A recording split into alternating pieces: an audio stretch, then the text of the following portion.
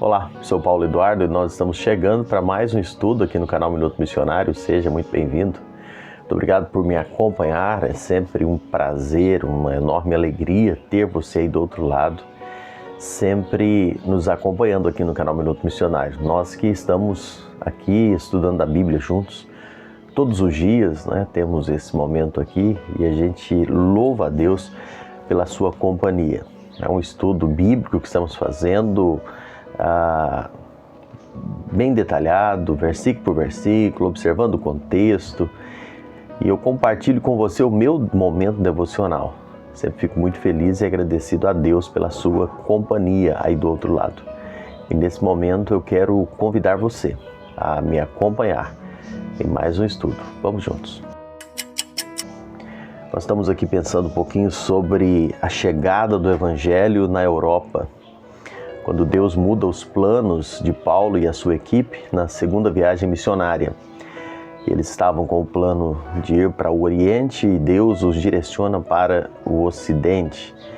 E nós vimos aqui nos versículos de 6 a 10, quando o Senhor aparece a Paulo em uma visão, e o versículo 11 e 12 nos diz assim: tendo, pois, navegado de Troade, seguimos em direitura a Samotrácia, e no dia seguinte a Neápolis, e dali a Filipos, cidade da Macedônia, primeira do distrito e colônia.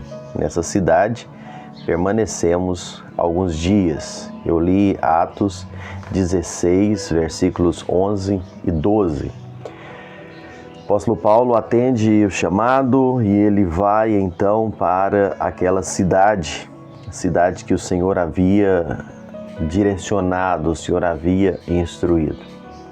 Nós vemos que eles chegam ali, permanecem alguns dias naquele local, cumprindo a ordem, o chamado do Senhor dentro do propósito dele, o propósito do Senhor. Se nós olharmos aqui, Deus apontou o caminho missionário para onde os plantadores deveriam ir, deu-lhe sucesso na missão, e nós vamos estudar isso aqui, até o versículo 34 traz essa informação. Mas sabe de uma coisa, meus amados irmãos? Isso não foi sem dor, sem sofrimento e sem sangue.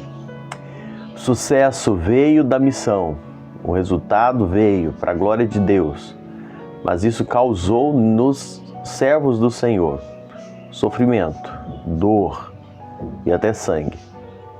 E vale a pena pensar isso. Muitas vezes o sofrimento é encarado na vida de uma pessoa que serve a Deus como algo impossível de acontecer. Se você olhar comigo todo o acontecimento aqui, Paulo ia para um lugar. Deus claramente apareceu para ele em uma visão, direcionando para outro lugar. Alguém poderia dizer que uma viagem dessa teria 100% de sucesso sem nenhum problema, porque foi Deus que havia direcionado.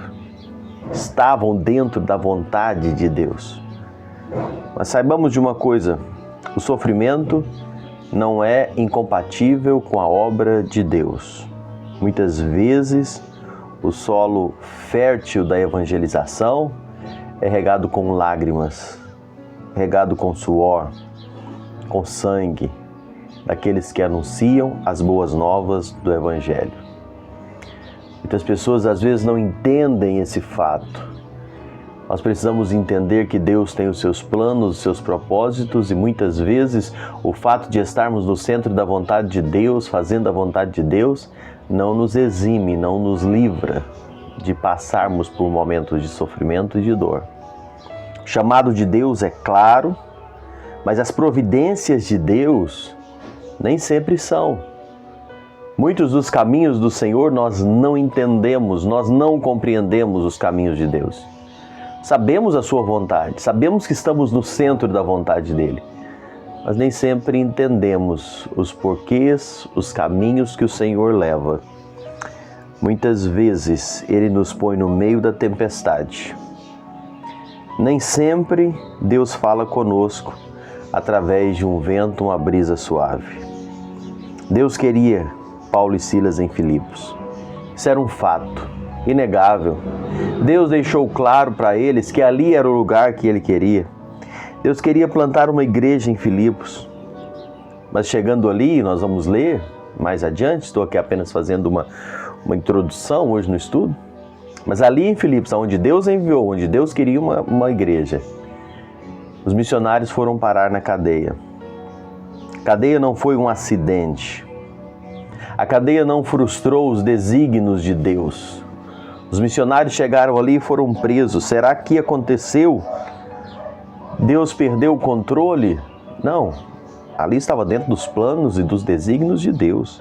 A cadeia não roubou dos missionários a visão da obra. Não arrancou deles um entusiasmo em fazer a obra de Deus. Meus amados irmãos, isso é muito profundo e muito sério para nós entendermos.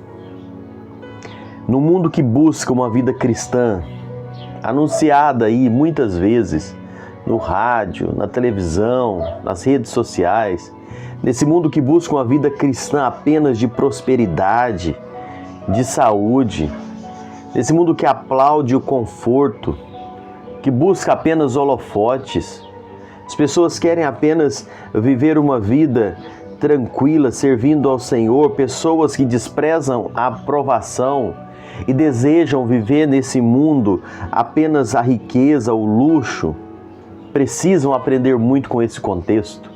Pregadores do evangelho de prosperidade, pregadores daqueles que querem levar as pessoas a Cristo para viver o céu na terra, precisam entender isso aqui. Por trás de toda a providência carrancuda esconde uma face sorridente de Deus. Às vezes não entendemos, mas Deus pode nos levar a vales, a momentos difíceis, mas dentro do seu propósito soberano. E nós nunca podemos perder de vista que Deus sempre é bom. Nós nunca podemos esquecer que Deus sempre age com justiça. Mesmo que nós não entendamos no momento, mesmo que isso seja difícil de compreender, Deus continua sendo bom, Deus continua no controle.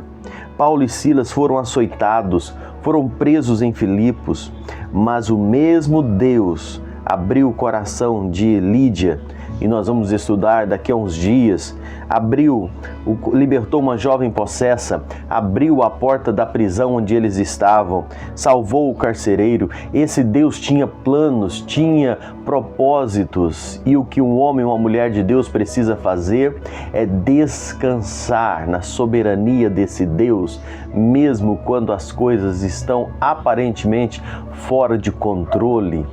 E se você for entender isso, sempre estão fora do nosso controle, mas estão piamente dentro da vontade soberana do Senhor.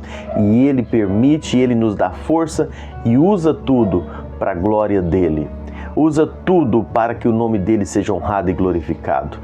Eu preciso descansar no Senhor, viver no centro da sua vontade, para que seus propósitos se cumpram para a glória dEle. Que bom saber disso, não é? Isso nos deve fortalecer, nos ajudar a enfrentar as lutas e adversidades que às vezes passamos, e estando no centro da vontade de Deus. Deus te abençoe. Obrigado por me acompanhar em mais um estudo. Até o próximo encontro, se assim o Senhor nos permitir.